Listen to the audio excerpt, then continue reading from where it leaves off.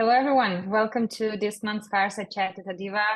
Today's topic will be insights in leading engineering teams at various stages. The grid that a leader has to have in a startup environment, the more strategic mindsets and risk covers in the corporate environment, and how to balance when shifting from one to the other. I'm excited to have Yenny Cheung with me here today. We will be discussing everything through her own experience, so how she navigated in both of these environments, what are the challenges that she faced and everything in her past career. And I won't be going into too many details. I would like to hear from Yenny herself. So let's start with a quick introduction and go with the discussion from there. For sure. And thank you for having me today. My name is Yenny Cheung, and I'm originally from Hong Kong, and now I'm based in Hamburg. So I started my career at Yelp, which is so they do recommendation and reviews for restaurants. And at that time, I started my career as a full stack engineer, and then transitioned to the dark side, to the engineering management side. Me and my team, we work on enterprise ad products. So some notable products, for example, is like seasonal spotlight ads. If there's like Thanksgiving, Mother's Day, then we would give big companies like some restaurant chains an opportunity to showcase their offering, what kind of special products they would be featuring. And then from there, I actually ventured into the startup environment, looking for a faster pace, right? And also like to make a higher impact. And so I joined Rasa. I joined as an engineering manager, and I exited the company as the acting VP of engineering. Rasa, they do conversational AI. And so providing this open source framework for people to train chatbots. Yeah, that was before Gen AI was cool. But I still think that the product that we were working on was very cool. And there we navigated a significant culture change because in the beginning, it was a developer facing product. And you also don't charge them, right, for open source software.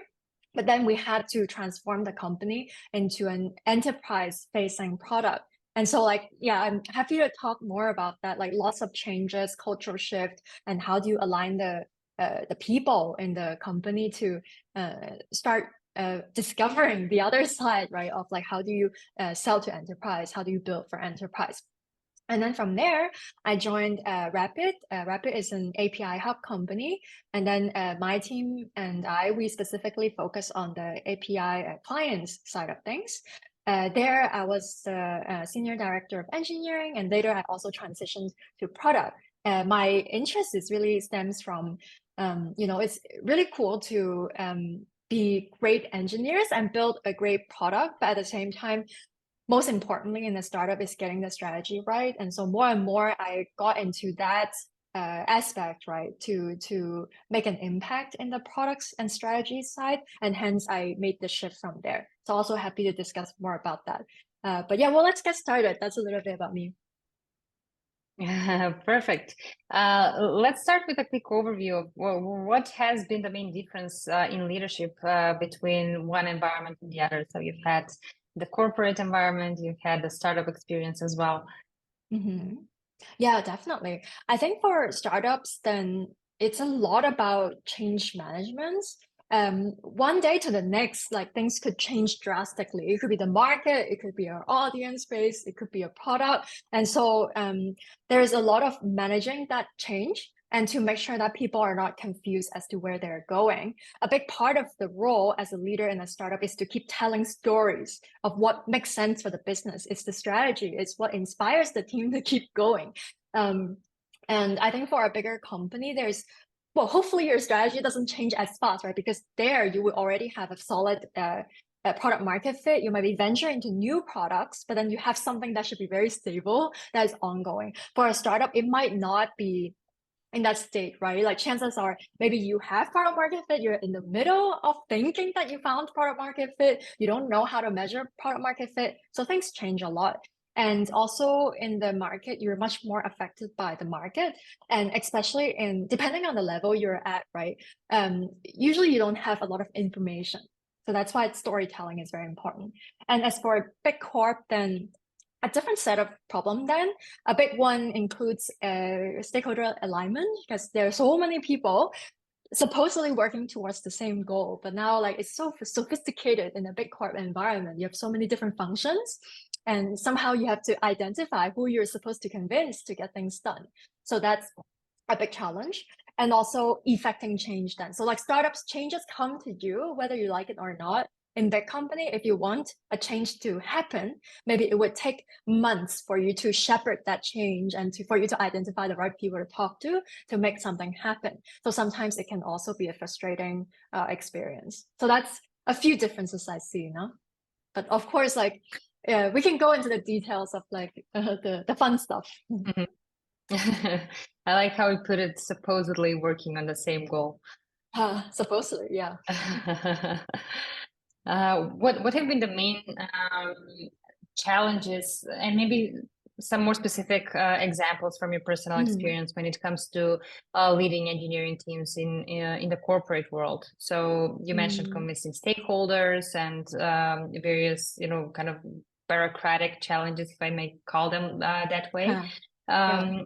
When it comes to, working with engineers, prioritizing, releasing new features, like what is the environment like? What are the approaches and maybe quality standards, things, engineering leaders focus on in that environment that are more specific to it?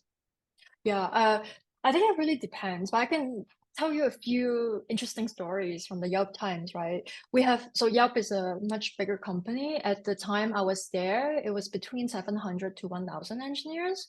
One challenge that we face is because our team is enterprise facing, enterprise ad products, no? We have to work very closely with sales.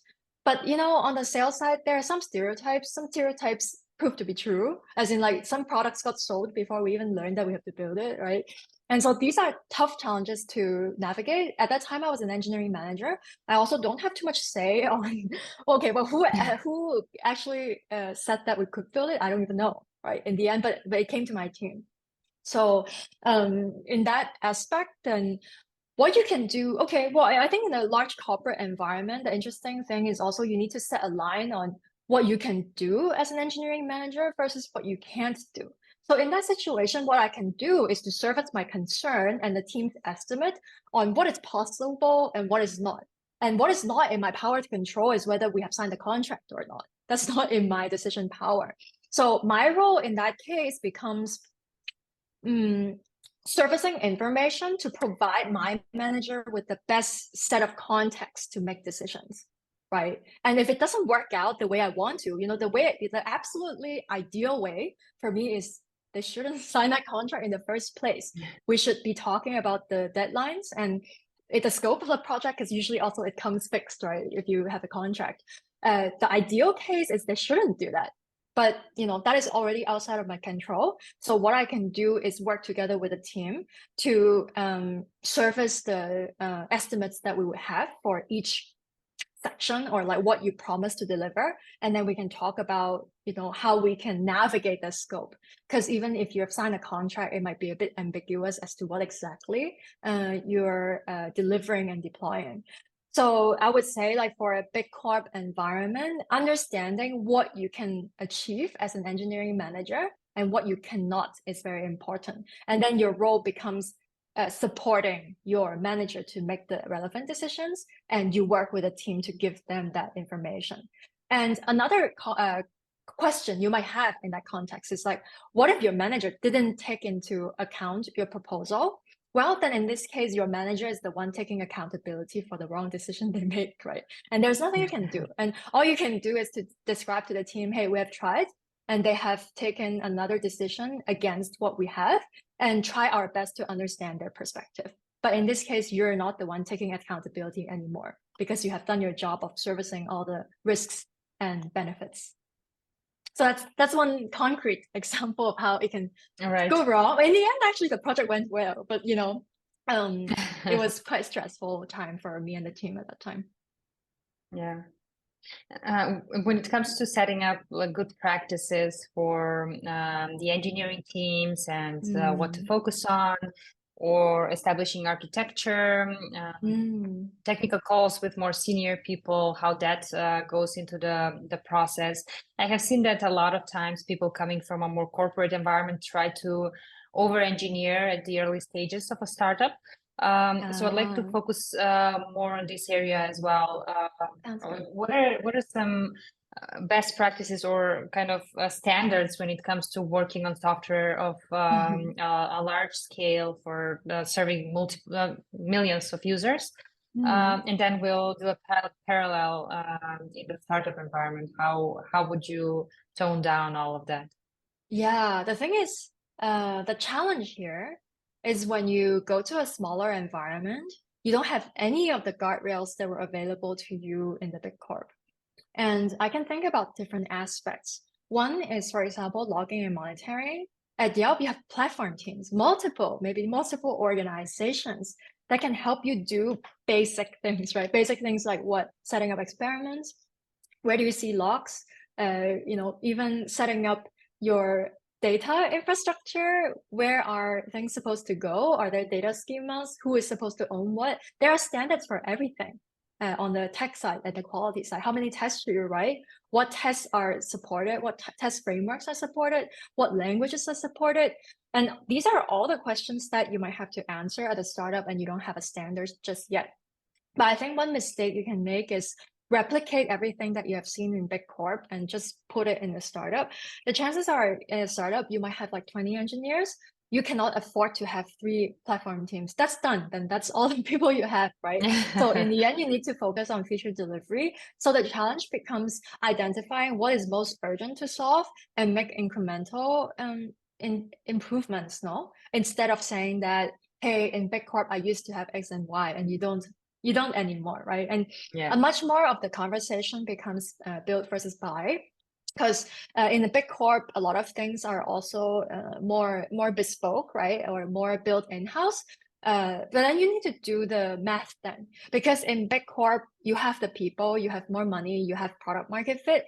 So you can afford to have platform teams to build that. And now your calculation is between the salary of these people versus buying something from a vendor. For a big company perspective, you have to support 1,000 plus engineers. Then the math becomes easy to see that platform teams are more important and more a better math, right? Like better utilization of people. But then in startups, oftentimes the math doesn't add up because hiring maybe 3 people, 4 people to say build like an experimentation platform, like that doesn't work, right? So you need to think about buy strategies. And then you would probably want to buy a bunch of stuff, especially for a startup. You have low traffic, you have, well, not so many customers yet. It doesn't get too expensive. So you would like, and then you need to make a decision of when to switch to build your own as the company scales. But like many more thinking of, how to optimize your time to market with buying some software off the shelf. And in big corp, you can build everything, I guess, like depending on on your resources. But I mean, now in the down market, this is definitely a topic, right? Like cloud costs, vendor costs, and you need to, like on the engineering management side, then you need to be watching all of this, right, to make sure it doesn't go out of hand. Well, that's on the technical aspect, though. There's also the people aspect. Again, like in big corp, you have everything set in stone. Not set in stone, but you have a process, you have a norm for everything. Like project delivery at Yelp, we used to have these project playbooks. So the project lead would maintain a page, say like a one-liner of what the project is about, the estimated delivery date, and if it's delayed, why it's delayed, all the links, designs, spec, or like the architecture, AFD, everything is inside this document. For startups, it would be a bit too much, like too much overhead to have someone write down. I mean, write down things is important, write down things is important, but maybe not to that extent because that is used for another purpose. It's used for a purpose where someone somewhere down the chain at Yelp, maybe the CTO or maybe one VP of engineering from another org wants to look at how the project is going, they can look it up themselves. At a startup, you don't need that. So it's like you have a different solution to solve a different problem. So that's one example. And then you also have career frameworks, right? At Big Corp, you will have that, but mostly it heavily focuses on, actually, it also depends on the company, but the focus is probably a bit different because the people, what it means to be successful is different in a big company and a small company. In big company, you focus much more on like multiplying the other people around you, because if you want the corporate to function correctly, then everybody is like a piece in the machine, right? And then you have to make sure that knowledge is very well distributed, that in case one person gets moved to another team, the current team can still function. When you onboard someone, they can onboard very fast, right? Like it needs to run very well as a machine. As a startup, this is still a good mentality to go towards, but not to the same extent, right? Like people pull their weight, like you might have one person knowing everything in a domain, and that is a Yeah. little bit more acceptable in a startup because you don't envision moving teams and moving contexts Mhm. that much, right? Like, so you would write the career framework in a different way. You would require different kinds of skill set, and that is a huge portion of expectation setting. And this is an excellent example because a lot of times people coming from big corporations, they just transfer the processes and everything that was working because, they've been Mm, part of an environment where everything was working, and now trying to yeah, replicate the same in a smaller company, it's just that doesn't make sense. yeah, and I think And it's not on only that, the right? resources, it's Mhm. the Okay, yeah, go it's ahead. the overhead as well, Yeah, because it's not only the resources that you're going to invest into something, but how much of an overhead would that be? Having all of yeah. this documented or applying, I don't know, the monitoring strategies, the platform teams, Hmm. all of that. It's just overcomplicating stuff and making it much harder to experiment, Hmm. to add new features, to create value for the customer. So a very different skill set. Yeah, and on your point, right? For example, like a career framework in a big company, it's a very good practice. You cannot live without it. But then for a small startup, you want to know like when is the best moment to introduce it. And I have had experiences in the past where I felt like I have introduced it too early. The thing is, it's a huge overhead to roll out a career framework. Whenever you roll out such a framework, someone would quit. Because when you set expectations very clearly, you would know that some people would disagree. And when somebody disagree with expectation, that's when people leave, or you might have to exit someone. So there's a cost to everything. Like theoretically, it sounds really good. And also for logging and monitoring, you can log all you want, right? It's a black hole, and you can do, you can just spend all your time like doing that, right? So it's always about like doing that at the right time. And for example, career framework, I'd suggest if you like, unless you have 3+ engineering managers, you probably don't have to talk about that just yet. Because in the end, what this is doing is leveling the expectations across the board. If you only have two EMs, you can discuss that in person in a meeting, how you Yep. um, how you would rate people's performance or give feedback, right? It's when you have 3+ or 4+ engineering managers that the standard starts to go differently in the organization, and you would want to do quality control. This is when you want to bring in a solution. So I think big corp, small company, the key in both is still like what is the problem you're trying to solve and applying the right solution to it. And if we just without much thinking, bring all the processes and things that worked in big corp into a smaller environment, then it's as if you're doing engineering and you're applying a solution into a problem you don't understand, right? So it's kind of like an engineering problem as well, like really understanding the problem well. And you don't over optimize. You don't optimize too early, right? You only want to solve something when the problem arises and you see that something is significantly not working. Otherwise, it's not worth your time because there's X, Y, well, a million things you could be doing, right, at a startup to make it successful. Yeah. Let's go through your experience of, transitioning from one to the other. Have you had all of these challenges? You mentioned introducing career framework a bit too soon. Mm, yeah. What other challenges you had when you had to change environments, and how was it those initial days in the startup world? Oh, I had a lot of fun. I think I had a lot of fun. I also made a lot of mistakes. So, But that's what makes you stronger, right? That's what makes you better. But I think in the beginning, what I really liked is the autonomy at which you can create an impact from coming from Yelp's environment. Oh, by the way, like one other point is that working in big corp is not just all bad, right? I think I learned so much from Yelp, and through working in a startup, I understand why something was needed at Yelp. And at that time, you didn't think, right? Okay, yeah, we just have so many things that other people created, and now you understand what they're solving for. If you don't have these systems, what could go wrong? Like, for example, like a logging and monitoring framework, or you need to pick your logging infrastructure, or like a reporting infrastructure, or like product metrics reporting. How do you even start, right? Like, how do you build that system? So you learn to appreciate like the good out of it.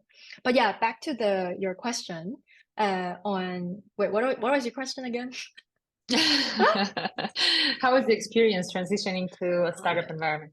yeah. So I was saying like it felt great, but yeah, I made a lot of mistakes.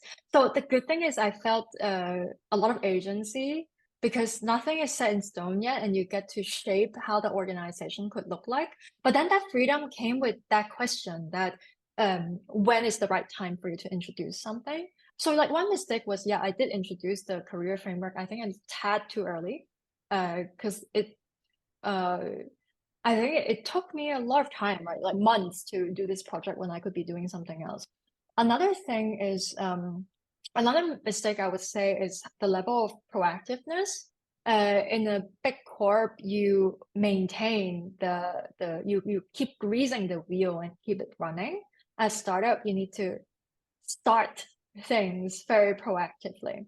I think I focus a lot on the process side because coming from big corp, I try to bring those successful practices into a startup, and hence I have a huge bias towards processes. But I think a lot in a startup is actually on the performance in terms of like delivery. Like you need to really keep a much stronger eye on, because in big corp things are running more or less already, but in a startup it's like focusing on the delivery to make sure that we're actually delivering the outcome that we've set up to promise that we're going to deliver.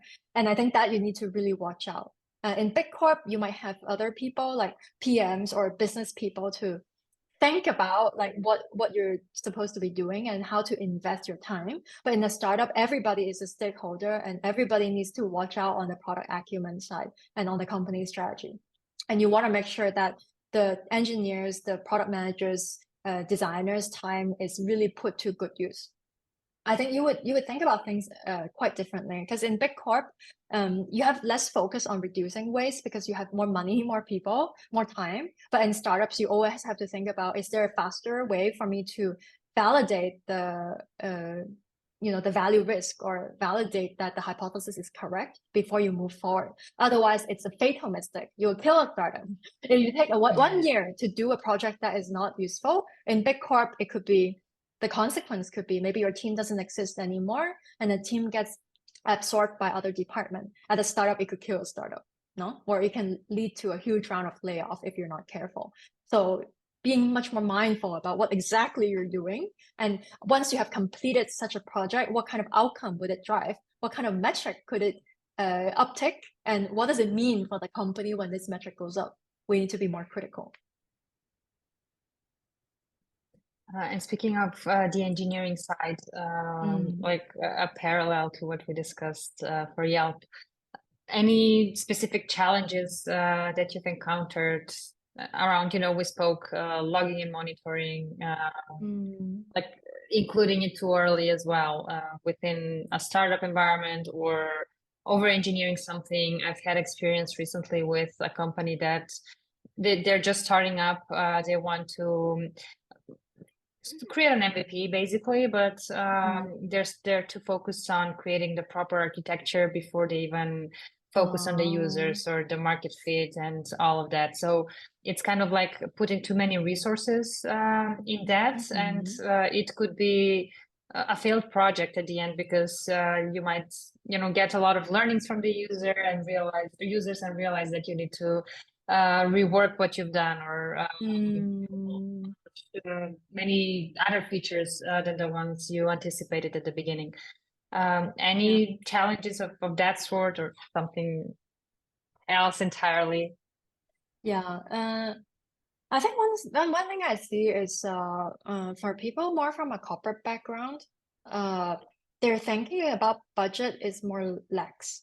Like as in they might be okay with like paying some vendors a lot of money to solve a problem that you can probably spin up an open source solution to Mm, to mitigate, no? So I think the concept of money sometimes is also different because in a startup you need to be much more frugal. So I have seen maybe we have put in place uh, some vendors like logging and monitoring solutions, observability, like maybe a bit too early, so that we're paying them a lot for something that hasn't quite reached product market fit, or for something that doesn't require such rigor just yet. So I think one thing that we're doing, especially at Rapid now, that we did well is to think about the service requirement framework. So if you're working with really early stage products, say you're doing an alpha version, or maybe even just internal testing, then you wouldn't require the same kind of rigor. Like you would say you don't need tests, right? Because if the product is just a throwaway and it's just a demo, you don't want to spend like weeks yeah, to do the test just for a throwaway product. But then as it gets more mature, say like beta, you might want to have more visibility on what goes wrong. You might want to assign people to be on point already when something goes down. And then for GA, then it's like the real deal. Now then you want to make sure that, okay, you need to have all the snapshot tests in place. Like those are very difficult to change and time consuming. So for different stage of your product and different launch stage as well, you would want to have a different strategy. Otherwise, you're wasting money and wasting effort, no? And at the same yeah, time, it's very important to make it clear for the engineering team, what stage are you trying to go for? Like I've also seen communication between product and engineering breaking, that product actually assumed it to be the earliest prototype and they just want to show it to internal stakeholders to sell the ideas that the product is going to be useful. But then in the end, the engineering team perceived that as something that is long lasting, and they spend much more time to build it, like, and then in this case it creates waste. So that's one thing to keep in mind. yeah. Great points. Now on the positive side, so the learnings from the corporate environment that you could adapt and scale down to help you in the startup Mm, world. So, what mm. do you have any of those on top of your mind? Yeah, I think several things that I've seen, like I've seen like how success would look like on the Yelp environment, and there are several things we could definitely borrow that lens for startups. And I've seen a couple of startups. So like apart from my day job, I also invest in startups. So I also see even more sample sample like examples of like how startups operate, right? And there are a few things that startups usually won't do, and big corp usually nails. So one thing is instant response, especially if you work in a B2B software at Yelp or in other more established technical company. They would have an elaborate process on how you deal with emergencies, right? And how that would look like is usually you have people who are on point or on call. And once you have that emergency created, or maybe coming from customer success or coming from your logging and monitoring systems, then you will have someone to acknowledge it. And then you activate this drill, right? And that is borrowed by from ops, no, usually from SREs. You would declare that as an incident. You classify the priority of it by gauging the impact that this incident is creating. You would think about who to join your team. One person is going to focus on the communication to make sure everybody knows what's going on. Some people are going to focus on investigation, and that way it will be most efficient. Because oftentimes what I've seen at startup is that um, once you have an incident going on, first, regardless of the severity, everybody drops their work and just go and resolve it, right? And then usually it's the people who are most experienced at a startup, because I can understand they have the most context and they want to help. But in this case, then nothing else would move forward, right? And as your product matures, you might also get more requests. Well, that's the good scenario when your product actually gets bought a lot. You have more customers, you have more problems, but then at the same time, the development speed would comes to a halt if we only focus on fighting fires, regardless of how important it is. So one thing to really learn from Big Corp is incident response. Second thing is ownership. So I know in the startup environment it's very chaotic, but this is something we should strive to do well, because only with clear ownership can you create teams that make sense. And you can, when you have teams that make sense and you don't change them around so often, then you can have people who can gain context, like really deep context. And that's important for the business continuation and success. That's usually something that big corps would do a bit better, because I think just like the practice, right? Like people would document like who owns what. You would have like clear ownership files. You would have better lineage and dependency graphs saying like this service is depending on that one and that one. Well, hopefully you'll have that. But then for startups, then usually it's a little bit less rigorous on that front. That also could stem from maybe lack of documentation, and we don't really deeply think about that. But I think bringing in engineering leadership in a small startup, that is something to think about early, no? And then it can save you a lot of trouble. And that also corresponds to incident response, because once you have the ownership written down, then you would know whenever there's an incident who to call. And you don't have to employ the whole team, right, to create that chaos. And then you're really doing yourself a favor. And then third is like onboarding. I think onboarding from big corp is usually more structured. And while at a startup, you don't have to, it doesn't have to be an academy, right? But at the same time, this is something that we should put more thoughts into, because I have seen how when startups scale up, it was just not very successful. And how it would look like is that, yeah, you have new people joining, but all they can do are small tickets, because they're not really integrated into the main code base. They didn't have the opportunity to learn from other people how this is supposed to operate. So in the end, you still have new members who are very peripheral to the development process. And in this case, you're not making use of their skill set.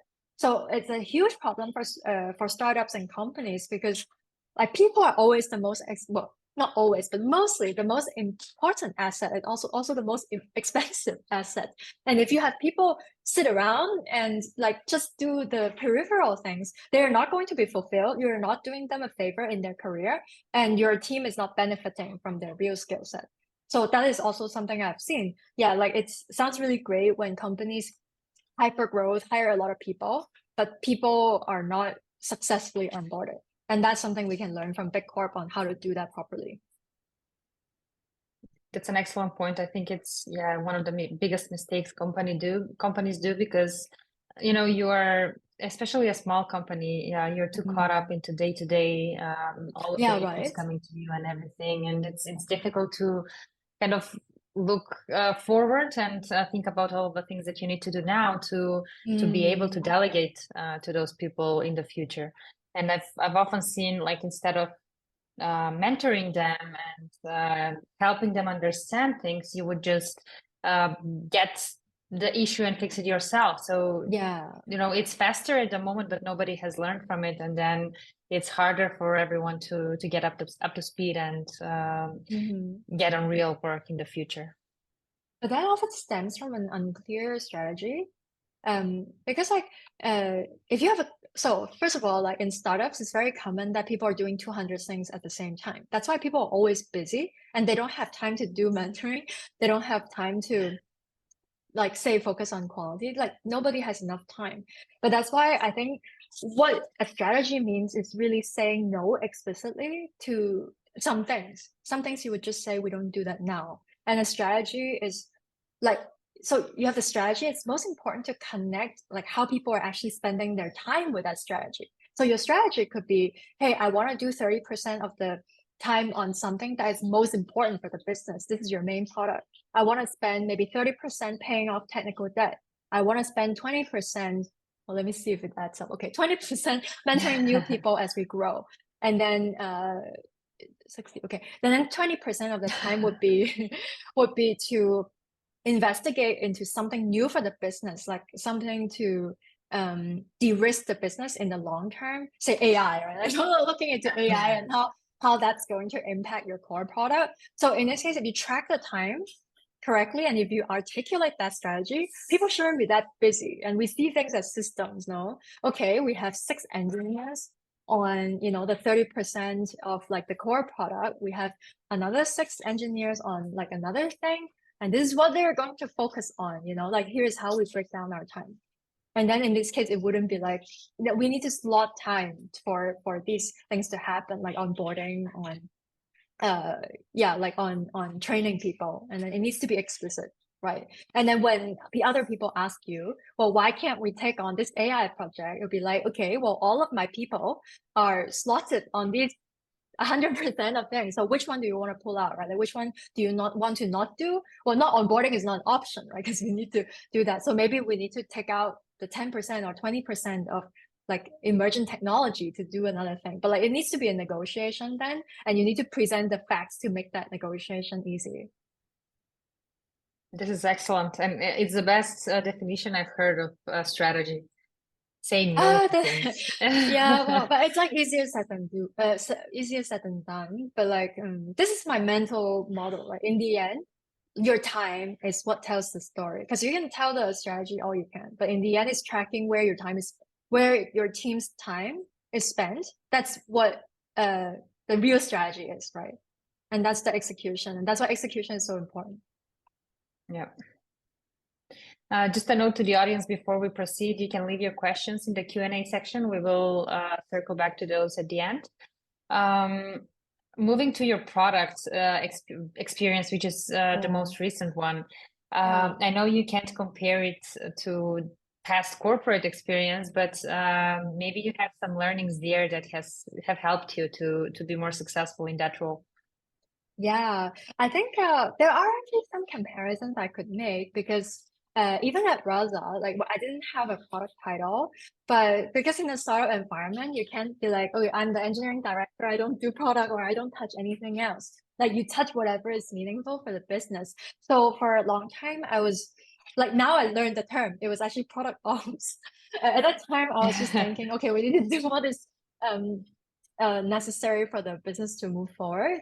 So I would say some of the major lessons there, like in the startup, first, the strategy is very important. Like you need to get that down. Like without the strategy, anything you're doing is a bit futile because you're just throwing things at the wall and throwing eggs on. Okay, we're not throwing eggs at the wall, but throwing things on the wall to see what stick, right? Like first you need a congruent story, but then the execution, how that would look like is very much experimental. Like we need to have clear hypothesis. And every time we have a hypothesis and we put out, say, like a product, we need to be learning something. And my firm belief is in like the more lean methodology on the design side, right? So the 4 things that we need to mitigate are like business risk, value risk, usability risk, and feasibility risk. And we need to think about all the ways we can like test out if those risks are too big for any product that we build. So what our instinct for trying out an idea shouldn't be like, okay, let's build this end to end, right? It's always like, let's try to maybe build a prototype or maybe even a wireframe or like a fake door test, right? So for example, on a website, you don't know how many people will be interested in buying something. You can put a tab there and see how many people will click on it in the end and leave their email. Or maybe like, hey, like you say, okay, this product is ready. Like, would you be interested? Leave your email. And you'll be like, actually, we wanted to test how many people would be interested, and we'll let you know once the product is out. Then in this case, you have already collected people who could be interested, who could be early pioneers of the usage of the product. And you can also measure, right? Like very early on, if this product is going to be successful. And then you might be saving like a year of work, right? Because you don't even have to launch anything. You don't even have to involve engineering at all because their time is the most precious in the organization. And then you can already have a result. So that is one thing that me and the team, we have learned, right? Is to how do you make it as lean as possible for the company, for the team, so that we can really optimize our time to do the most important things. And then really like verifying these hypotheses really early on. And I think that learning also applied to Rapid, and this is how like also we think about product and design. Nice. Okay, back to the challenges now of Oh, like the people perspective. We spoke a bit about recruitment, career frameworks, those type mm, of things. How do you approach how recruiting and retaining engineers in both mm, environments? And how did you adjust coming from, a corporate environment to a startup environment? I it's can assume challenging. being used to too many applicants and now all of a sudden you are struggling to convince a single one. I was about to mention that in Big Corp, I think we were complaining about how much time we need to use to screen resume, right? Like there are people applying, and then we would have engineers sit down and screen those resumes so that it's manageable, and then we pick people to interview. In startups, then you only do sourcing, no, because no one's going to apply, and usually the people who apply, the quality usually isn't like what you're looking for. They're usually not the type of people you're looking for. So it's very challenging, I think, in a startup environment. Mm.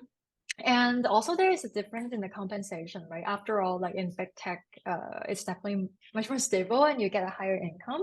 In startups, then you sell the dream. And that's why it's like back to the original story. It's important to have a strategy and have a story to tell because this is the dream that you sell to customers. This is the dream that you also sell to people joining the company, isn't it? Because you Yeah. don't have the money anymore to attract the talent. And if you want the best, right? But I mean, like that's a joke. But on the positive side, then as we talked about, you have the impact, you have the personal growth, and this is something that you would never dream of, right? Sometimes from a big tech environment. Like when I was at Yelp, I was an engineering manager. I implement like the engineering ladder, right, to my team and I calibrate people. But then at Rasa, I got to have the chance to create this framework along with other engineering managers from scratch. And that is an opportunity I would never dream of at Yelp, right? That was only available for like maybe the VPs to do, right? But then at Rasa, in a smaller startup environment, then yeah, you could do anything. So that is the angle that you can go with candidates. It's like in terms of well, the dream of like what the startup is trying to achieve, and at the same time what it can do to your career and your ability. And I think people with strong growth mindset would be would be quite in tune to like this thinking. Did Um, you intuitively adapt to this approach, or did you mm, struggle a bit at the beginning? I think in the beginning, I didn't understand what it means to recruit at a startup. I was kind of like, okay, yeah, we screen through resumes, right? Where are the resumes? No, there are no resumes. You need to go and find these people yourself. And, you need to look. So I was looking at LinkedIn. I remember the first time we were talking about, recruiting. And I was like, okay, I need to source people. Where do I even start? What do I search, right? So it is a different game, but I think gradually you get used to a different game. And but at the same time, I think the way you hire and the people you hire are also very different. In Big Corp, for the longest time, we hire for more generic profiles, right? People who show huge potentials and people who can learn from the job. Now the market has changed, so maybe that also switched a little bit. But for startup, you want to recruit people who can um, like really go and up and running, right? Because you oftentimes have less time to help them get to speed, right? So Yeah. the type of person you would look for, maybe like these people have to really thrive with no process at all, and like they create their own process. They need to be very driven, right? Like they even if they don't have too many directions given to them, and they can really just be scrappy and try something out and have that lean startup or lean product mindset, right? So like just different skills that you'll be looking for. Um, yeah, and I find it's very specific to the company you're recruiting for, and that was something that I felt like again I have made some mistakes. Like in the beginning, I was also trying to recruit more generic profiles, but that becomes difficult because there's only one spot in the end. Like for this person in big corp, it's different. You can change teams, and in startups, you can't really do that. Yeah. There's only two teams, right? Like which team do you want to go to? Have you had any challenges with bad hires Oh, or good hires but in the wrong seat? Yeah, I was about to mention, I think in the end, that hires is your fault, right? As a hiring manager, you pick someone who's not good for like the environment that they're going to be in, and there's not a fit. Mm, well, definitely. And I've also learned to make swift decisions sometimes. When I was first became an engineering manager, I would try so hard, like to spend maybe 80% of my time to help someone who is not performing in the role and try to pull them up. But eventually, I've learned to, mm, you need to be kind in a way that you need to be swift and you need to be clear, and not drag it on, right? So that's not to say not giving people chances. Like we always give people two, three chances. Like, you give feedback. If it doesn't quite work the first time, after a few weeks, you need to do it another time. And you might need to do it like another time, right? Maybe written more clear. And that is something that is something that it's in your duty, right? Responsibility to help your teammate. But then if it really doesn't work out, then I would also suggest not to drag it on and have a conversation about moving on, right? Because otherwise, you also have to be kind to the people who are in the team. Chances are, if you have someone who is underperforming, there are other people who are pulling extra weight to make this continue go, right? And Yeah. your job as a leader is not to help everybody perform. This is not possible. Different people thrive in different environments, but your duty is to set the rules on what it means to perform well in this environment. What does the business need? Help people to meet it. But if it doesn't work out, you need to enforce the rules. But that comes difficultly. Like it's not like a pleasant thing to do, And Yeah. yeah, but it's part of the job, unfortunately. But it's because you're always thinking how you're negatively affecting one person, but then Yeah. oftentimes sticking with them and trying to help this person perform well. As you said, other people are doing their job as well, might end up with burning out many others. So when you weigh both, it's not, sometimes deciding to stop here and continue in different directions. It's the Yeah. best decision you can make for everyone. And no one likes knowing that they're not performing for the team, and no one likes like being in that environment continuously if there's no way out, right? Yeah. But yeah, I think this lesson is especially strong for me because so every time after I leave a company, I always talk with people who I managed, and I ask them like what I could have done better and what they would change. And they start telling me a lot of stuff that they don't tell me when I was managing them, right? So it's always like this. But then one thing I get to learn, they're much more honest about like who is not performing. And then like their feeling is that, at that time it was difficult for them because, someone is not performing, and that's something I could have acted sooner. And I think in the end, I still think about that. If like everybody started complaining to you that someone is not performing or dragging the team down, it's already too late. When people complain to you, it's when they're Yeah. extremely fed up and the damage is already done. And as a manager, that's the worst thing you can do is to put your best performance through it, right? Because in this case, what you want is to build a highly functional team, and the team standard is set by the person who performs lowest, right? Because people will be like, oh, I can do that and I can still survive, Yeah. right, in this team, so I don't have to try so hard. And that's really what you don't want to foster if you want an excellent culture. But sometimes it comes with, difficult conversations and difficult decisions. I guess that's part of being a manager, though, being able to thrive in difficult decisions and conversations. Yeah, I don't know, like if I had known this when I first started as a manager, I think I would probably get turned off by the job. But now it's a different reality. Yeah, me too. I can completely relate to that. But experiences completely change you as a person, and Yeah. those are the things that you grow through. So Mm. I guess it's a good thing. Well, when I became engineering manager, my reason was because I care about people and I want to help people grow. But in the end, like there's so much more that comes with this job, and if you care about people, it makes it hard.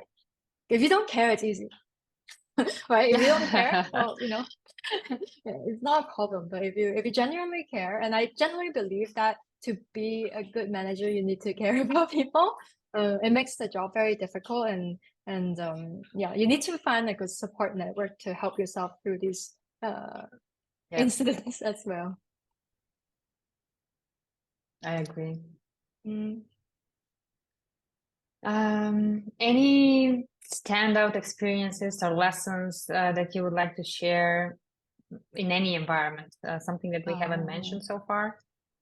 yeah, which one? Well, I do have one that made a huge impression on me. So one of the startups I worked for, we had a pretty deep cut at some point, and we had a layoff. At that time, I would do a lot of things differently. Again, like the more you learn, right? One thing that I learned is that what you can do to keep the momentum going. At that time, I went with like an empathetic approach, right? While like I believe that I think that's still the right thing to do because like when people face extreme changes, then people would express that in different types of emotion. It could be pointing fingers at the leadership team for not doing a good job. It could be being very sad and withdrawn, uh, not wanting to engage anymore. It could be frantically trying to find a new job to escape from reality. So these are emotions that as managers we can help them go through. But I think a much more constructive way is really looking towards the future. At that time, I felt like our strategy wasn't clear enough to communicate to the team when you had a big change. So lesson number one is when you have any big change in the company, communicate the story well. And it needs to be a story that inspires people. If you cut half the people in the company, what is the next step you want to do? Like with this new team, what would you want to achieve? Is the question that everybody will be asking. And it needs to be convincing, otherwise people will be leaving. And second thing is keep the ship moving. Like, of course, it also comes as a huge shock for you as a leader.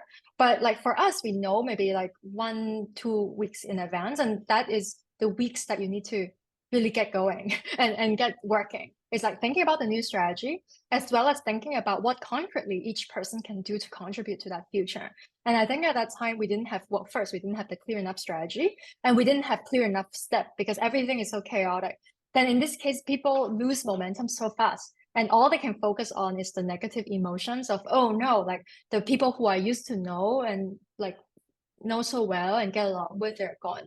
But you don't have something new for them to get their hands on, right? Like maybe it could be even using the product, maybe even shadowing some calls by customer success to understand the business better. Even if you're doing a product pivot and you need to build something new, there are things that can be useful for the business that people can contribute to. So that needs to be very clear, and you need to keep the ship running. And it's not to project obnoxious positivity because at that time that would be completely out of tone. But the tone should be, it's a bad situation. Like this is not great, but here is like the plan, right? And if you want to join us, then here is what you can do to make an impact. And we continue go, right? Because it's a startup environment. We work for a startup, we kind of sign up for these waves and roller coaster ups and downs, but we're still in here together and we can make something happen still, right? So that's the lesson I've learned, and I wouldn't make the same mistake anymore. This is an excellent point. So do you feel like you haven't navigated through the process well enough, and so these are the learnings afterwards, or were Mm. you trying to prepare like this through the process? I think like half half. At that time, we as a leadership team we did come together, and I remember working with a team to come up with different proposals on how to help with the business pivot. No, but I think in the end, this is not the time to be democratic. This is the time for you to be leading in the front, and you need to tell the team clearly where things should be going. And that, as a Yeah. leadership team, you need to like get that story going before you announce to the team. Otherwise, it brings in even more chaos, and the team would have the feeling that this is the leadership's job to figure the North Star out and not to consult the team, right? That is when you lose a lot of trust. So like that is something I felt like I have made a mistake, and I would definitely come with a different approach. Like normally my approach is very much on the empowering side. Like I want people to like surface their ideas, like wanting to make people feel heard, right? This is where you have empowered teams and where you really build strong teams. But when in like a huge change, then while people still need time to cope with that change, then the most responsible thing you can do is to be in front, right? To make sure that things are clear enough. And then like day to day, you can spell out that task to people. Like, of course, if people want to involved in more chaotic thinking, they're always welcome. But always have a plan for people who want to follow along, because there are already too many changes happening that they need to digest, right? So no, I would say this definitely comes from the experience that I've gone through, and definitely I would have done something differently. There's a question from the audience regarding storytelling or passing on the story to the team, the Yeah, vision, I guess. yeah. How do you get better at it, or what are the things that you would focus on when, trying to pass the right story to the team? I think it's to I can give you an example about what me and the team like did for setting that strategy.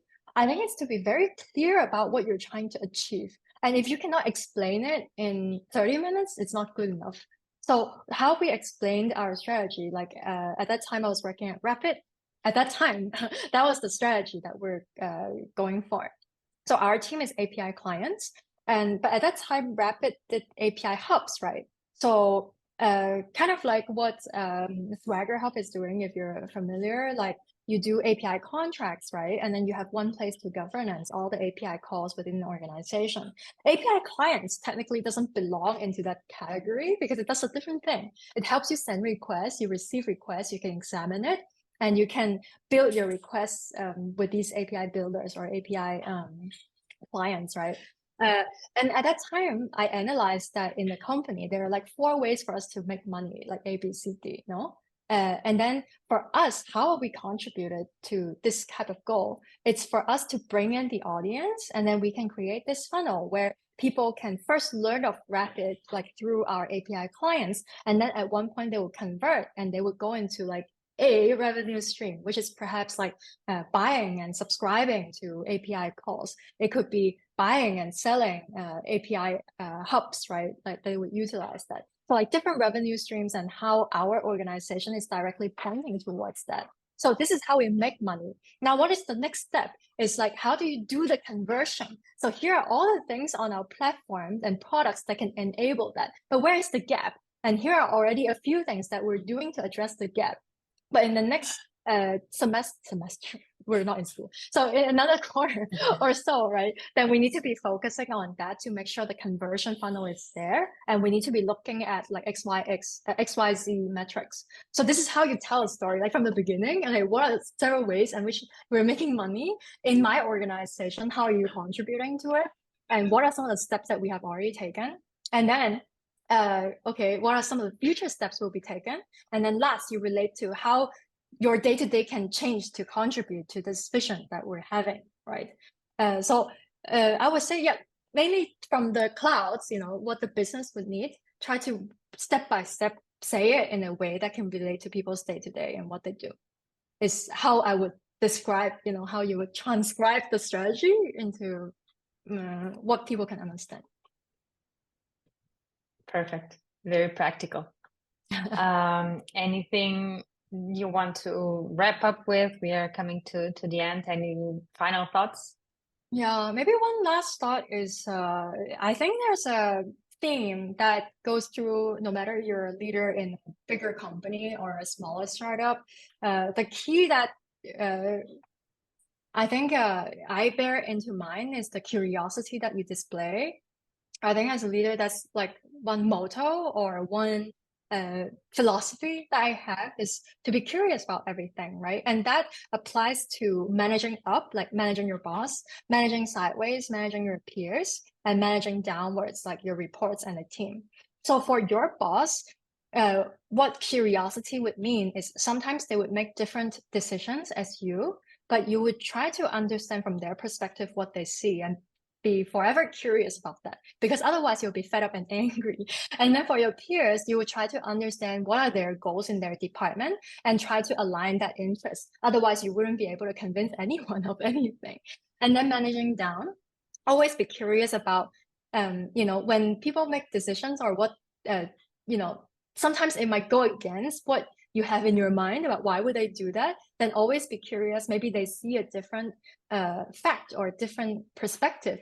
And maybe my strategy is not clear enough to help them make the best decision. So in this case, you can better empower the team. Otherwise, what you see is that your organization is not aligned. So I would say curiosity is the key for you to be an effective manager anywhere you go. Thank you, Yenny. This has been amazing. I truly enjoyed the conversation. It's been an hour already, and it went out so fast. Yeah, it did. Thanks again Thank you for having me. for being my guest. Yeah, it was a pleasure. And thanks to everyone who attended. We are having our next Fireside chat next month, so hope to see you all then. All right. Have a great rest of your days. Cool. Thank you. Bye, Bye-bye. everyone.